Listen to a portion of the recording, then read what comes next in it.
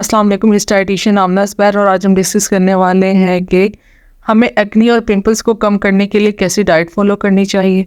ऐसी क्या वजूहत होती हैं जिसकी वजह से हमारी बॉडी पे एक्नी और पिंपल्स की प्रोडक्शन बहुत ज़्यादा हो जाती है, और कैसे हम अपने डाइट और लाइफस्टाइल की मदद से एक्नी और पिंपल्स की प्रोडक्शन को कम कर सकते हैं। तो सबसे पहले हम बात करते हैं कि एक्नी होती क्या है। एक्नी दरअसल सीबम, बैक्टीरियाज और हेयर फॉलिकल्स की वजह से होती है। जब हमारी बॉडी में सीबम, जो कि एक ऑयल ग्लैंड है, जब हमारी बॉडी में सीबम की प्रोडक्शन बहुत ज़्यादा होती है तो एज अ रिजल्ट एक्नी की प्रोडक्शन बहुत ज़्यादा होती है, क्योंकि एक्सेस सीबम की प्रोडक्शन की वजह से हेयर फॉलिकल्स क्लोग कर जाते हैं, बंद हो जाते हैं, जिसकी वजह से पिंपल्स और एक्नी बहुत ज़्यादा प्रोड्यूस होती है। इसके अलावा जब हम किसी ऐसे एनवायरनमेंट में रहते हैं जहाँ पर डस्ट बहुत ज़्यादा होती है, तो डस्ट की मदद से बैक्टीरियाज हमारी बॉडी में एंटर होते हैं, एक्सेस बैक्टीरिया प्रोडक्शन होती है, जिसकी वजह से भी एक्नी की प्रोडक्शन बहुत ज़्यादा होती है।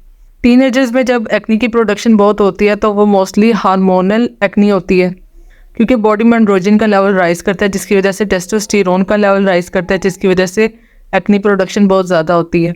और फीमेल्स में जब पीरियड डिस्टर्बेंस होती है, कोई साइकिल में डिस्टर्बेंस आती है, तो एज अ रिजल्ट भी एक्नी प्रोडक्शन बहुत होती है। जब हम स्ट्रेस बहुत ज़्यादा लेते हैं तो एज अ रिजल्ट हमारी बॉडी में कोर्टिसोल की प्रोडक्शन बहुत ज़्यादा होती है, जिसकी वजह से बॉडी में इन्फ्लेमेशन होती है और एज अ रिजल्ट एक्नी की प्रोडक्शन बहुत ज़्यादा होती है। जब हम प्रॉपर 7 से 8 घंटे की नींद नहीं लेते तब भी एक्नी हो सकती है। एयर पोल्यूशन भी एक रीज़न हो सकती है एक्नी की। इसके अलावा जब हम बहुत ज़्यादा एंटीबायोटिक्स का इस्तेमाल करते हैं तो इस वजह से भी एक्नी हो सकती है। अब हम डिस्कस कर लेते हैं कि वो कौन सी चीज़ें हैं जिनका हमें अपनी खुराक में इस्तेमाल नहीं करना चाहिए, जिनकी वजह से हमें एक्नी हो सकती है। नंबर 1, जिन लोगों को एक्नी होती है वो स्टार्टिंग में बहुत एंटीबायोटिक्स यूज़ करते हैं। ये एंटीबायोटिक्स बैक्टीरियाज को किल तो कर देती हैं, लेकिन जैसे ही हम एंटीबायोटिक्स का इस्तेमाल कम करते हैं तो एक्नी दोबारा आना शुरू हो जाती है। इसलिए कोशिश करें कि एंटीबायोटिक्स को कम से कम इस्तेमाल करें। हमें चाहिए कि हम अपनी खुराक में, अपने लाइफस्टाइल में ऐसी चेंजेस लेके आएं जिसकी वजह से एक्नी और पिंपल्स की प्रोडक्शन कम हो जाए। इसके अलावा कोशिश करें कि हाई ग्लाइसेमिक इंडेक्स फूड्स का इस्तेमाल ना करें। हाई ग्लाइसेमिक इंडेक्स फूड्स वो फूड्स होते हैं जिनको खाते सारी हमारा ब्लड शुगर लेवल स्पाइक कर जाता है, जिसकी वजह से बॉडी में इन्फ्लेमेशन होती है और सीबम प्रोडक्शन होती है, और फिर एज अ रिजल्ट पिंपल्स और एक्नी बहुत ज़्यादा प्रोड्यूस होते हैं। इन हाई ग्लाइसेमिक इंडेक्स फूड्स में सारी फ्राई फूड आ जाते हैं, प्रोसेस फूड आ जाते हैं, इंस्टेंट फूड्स आ जाते हैं। इसके अलावा ब्रेड आ रही है, केचप आ रही है। कोशिश करें कि इन खानों का इस्तेमाल आप बिल्कुल भी ना करें। इसके अलावा कुछ लोग बहुत ज़्यादा शुगर का इस्तेमाल करते हैं तो शुगर एक्नी उनको हो जाती है, क्योंकि जब हम शुगर्स का बहुत ज़्यादा इस्तेमाल करते हैं तो बस का ऐसा होता है कि हम इनटेक तो बहुत करते हैं, लेकिन हम कोई फिजिकल एक्टिविटी नहीं कर रहे होते, कोई वर्कआउट नहीं कर रहे होते, जिसकी वजह से शुगर की यूटिलाइजेशन नहीं हो पा रही होती, जिसकी वजह से शुगर लेवल बॉडी में स्पाइक कर जाता है और इन्फ्लेमेशन होती है और एक्नी प्रोडक्शन बहुत ज़्यादा होती है। इसलिए कोशिश करें कि अपनी खुराक में शुगरी प्रोडक्ट्स का इस्तेमाल बिल्कुल भी ना करें।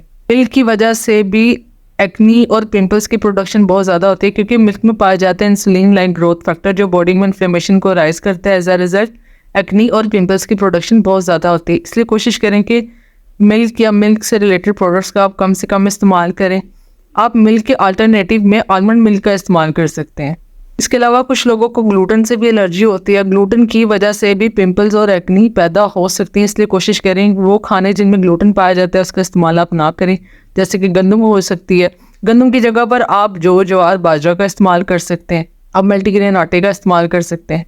इसके अलावा कोशिश करें कि नॉन हेल्दी फैट्स का इस्तेमाल बिल्कुल ना करें, फ्राइड फूड का इस्तेमाल ना करें। इसकी वजह से भी पिंपल्स प्रोडक्शन बहुत ज़्यादा होती है। अब हम डिस्कस कर लेते हैं कि हमें एक्नी और पिंपल्स को कम करने के लिए कैसी डाइट फॉलो करनी चाहिए।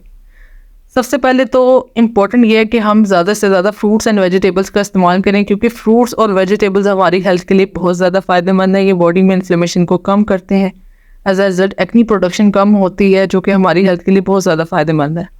इसके अलावा कोशिश करें कि लो ग्लाइसेमिक इंडेक्स फूड्स का इस्तेमाल करें, जिनमें आ जाते हैं आपके नट्स आ जाते हैं, सीड्स आ जाते हैं, लेंटिल्स आ जाती हैं, पल्सेस आ जाती हैं, होल ग्रेन्स आ जाते हैं। इसके अलावा जिंक का भी हमारी स्किन को बेहतर बनाने में बहुत इंपॉर्टेंट रोल है। इसलिए कोशिश करें कि जिंक रिच फूड्स का इस्तेमाल करें, जैसे कि आप पम्पकिन सीड्स का इस्तेमाल कर सकते हैं, कैश्यू का इस्तेमाल कर सकते हैं, होल ग्रेन्स आ जाती हैं, किनवा बहुत ज़्यादा बेस्ट है, सी फूड का इस्तेमाल कर सकते हैं। और बाज़-औक़ात तो लोगों को रिकमेंड किया जाता है कि वो जिंक सप्लीमेंट्स का भी इस्तेमाल करें, लेकिन अपने डॉक्टर से पूछ कर। विटामिन ए, विटामिन सी और विटामिन ई का हमारी एक्नी और पिंपल्स को कम करने और स्किन को बेहतर बनाने में बहुत इंपॉर्टेंट रोल है। विटामिन ई जो सा है वो एंटीऑक्सीडेंट है और इसके रिचेस्ट सोर्स में आ जाते हैं pumpkin seeds, sunflower seeds, peanuts and almonds. इसके अलावा रेड कैप्सिकम भी विटामिन ई का एक बेहतरीन सोर्स है। विटामिन ए बहुत ज़्यादा इंपॉर्टेंट है हमारी स्किन को इम्प्रूव करने में, क्योंकि ये हमें सन प्रोटेक्शन प्रोवाइड करता है। कोशिश करें कि जो भी रेड कलर की वेजिटेबल्स और फ्रूट्स हैं उनका आप ज़्यादा से ज़्यादा इस्तेमाल करें, क्योंकि उनमें विटामिन ए बहुत ज़्यादा पाया जाता है। जैसे कि कैरेट हो गई, टोमेटो हो गया, स्वीट पोटैटो हो गया। कोशिश करें रेड और ऑरेंज कलर की वेजिटेबल्स और फ्रूट्स का ज़्यादा से ज़्यादा इस्तेमाल करें। अब हम बात कर लेते हैं विटामिन सी की। विटामिन सी भी हमारी स्किन को इम्प्रूव करने में बहुत इंपॉर्टेंट रोल प्ले कर रहा है।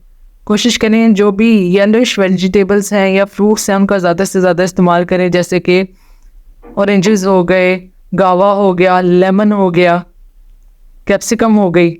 इनमें विटामिन सी बहुत ज़्यादा पाया जाता है जो हमारी स्किन के लिए बहुत ज़्यादा फ़ायदेमंद है। इसके अलावा स्किन को इम्प्रूव करने में ओमेगा 3 फैटी एसिड्स का भी बहुत ज़्यादा इंपॉर्टेंट रोल है। ये भी हमारी बॉडी में से इन्फ्लेमेशन को कम करते हैं। इसलिए कोशिश करें कि आप फ्लैक्स सीड्स का, चिया सीड्स का, आलमंड्स का, वॉलनट्स का ज़्यादा से ज़्यादा इस्तेमाल करें। इसके अलावा हमारी गट का भी हेल्दी होना बहुत ज़्यादा ज़रूरी है। बाज़ लोगों को कॉन्स्टिपेशन बहुत ज़्यादा रहती है, जिसकी वजह से भी उनको एक्नी और पिंपल्स का इशू बहुत ज़्यादा होता है। इसलिए कोशिश करें कि आप अपनी गट हेल्थ पे बहुत ज़्यादा फोकस करें।